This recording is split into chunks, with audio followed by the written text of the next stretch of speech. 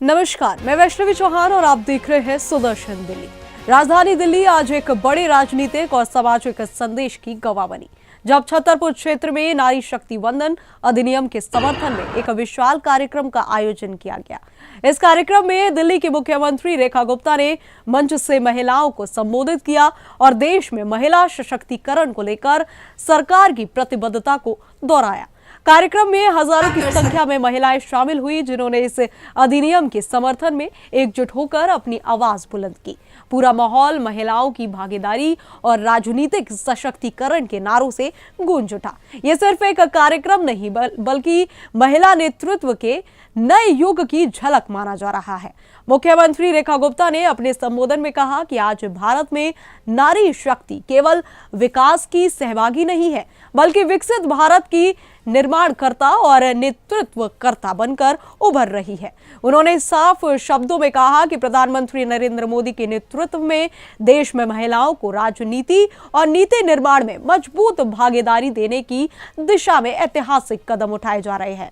CM ने अपने संबोधन में नारी शक्ति वंदन अधिनियम का विशेष रूप से उल्लेख भी किया और उन्होंने कहा कि लोकसभा और विधानसभाओं में 33% आरक्षण की दिशा में यह कदम देश की बेटियों के लिए एक नया लुक लेकर आएगा। साथ ही उन्होंने और क्या कुछ कहा वो आपको सुनाते हैं, सुनिए। हमारी बहनें, ये देश की आधी आबादी ये पार्लियामेंट तक पहुंचे, ये विधानसभा तक पहुंचे और उस डिसीजन मेकिंग की, उस निर्णय प्रक्रिया की भागीदार बने। मैं छोटा सा एग्जाम्पल आपसे पूछती हूं। आप सब बहनें जब घर में, परिवार में बैठती हो और कुछ भी तय हो रहा होता है तो आप अपनी राय देती हो कि नहीं देती हो? देती हो।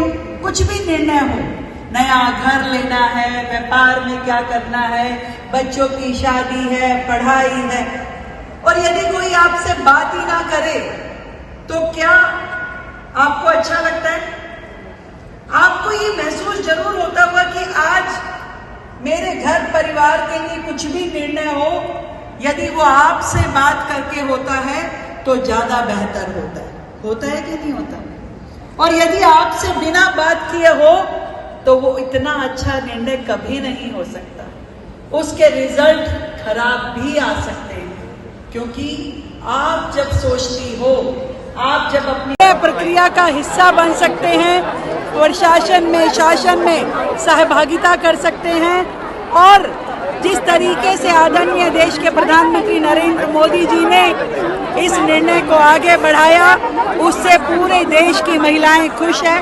आज इन बहनों को यहाँ पर अपने विचार प्रकट करते हुए देख करके किस तरीके से उन्होंने अपने वुमेन रिजर्वेशन बिल के ऊपर अपनी सहमति जताई, अपना उत्साह दिखाया है, ये अपने आप में दिखाता है कि भारत किस और नई दिशा में बढ़ रहा है, जिसमें महिलाएं कंधे से कंधा मिला करके देश को आगे बढ़ाने का काम करेंगी।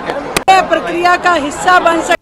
इस पूरे आयोजन ने यह संदेश देने की कोशिश की है कि देश की राजनीति में महिलाओं की भूमिका अब केवल वोट बैंक तक सीमित नहीं रहेगी, बल्कि नीति निर्माण और नेतृत्व में उनकी भागीदारी निर्णायक होगी। फिलहाल इस रिपोर्ट में इतना ही। देश और दुनिया की तमाम खबरों के लिए हमारे साथ बने रहे और देखते रहे सुदर्शन न्यूज।